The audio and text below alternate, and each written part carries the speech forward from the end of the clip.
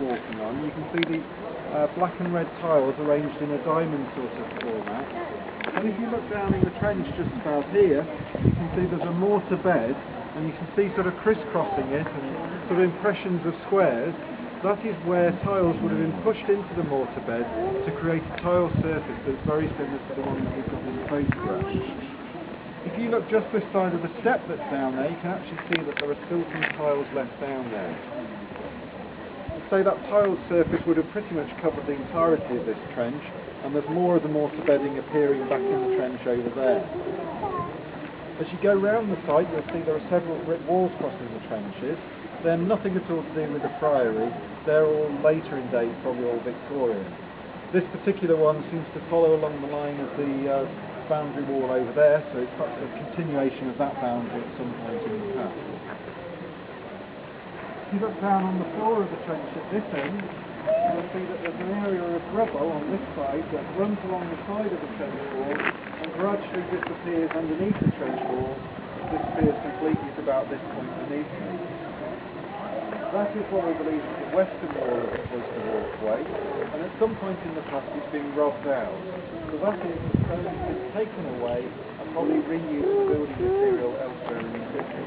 So there could be a building somewhere in Leicester today that has stone out of that place. As you go around the site, you'll see that we've got these yellow lines crossing the tarmac. They indicate where we think that there may be parts of the wall still running underneath the car park today. So where you're standing is the eastern wall of the cloister wall. So we've got the western wall here, and then the eastern wall running parallel to it on that side.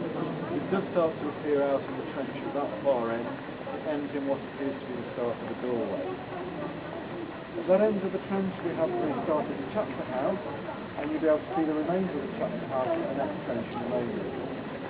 At the far end of the site would have been the church of the priory, running from the altar in the east to the nave in the west. The actual altar of the church is probably located somewhere underneath the car park of the neighbouring building, and the very east end of the wall of the church is probably underneath that building.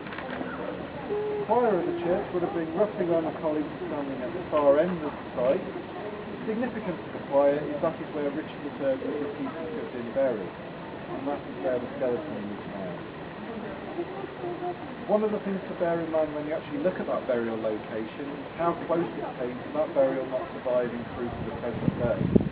If you go to Mercury on Tuesday, you'll see the story. Just to the left of the burial point was what appears to have been a trench cut in Victorian times. Just to the right of it, another one of those brick walls was built.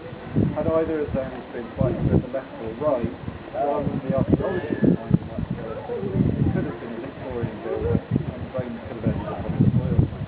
So just bear that in mind when you look at this, and how fortunate we are that that didn't happen, and they survived through to the present day.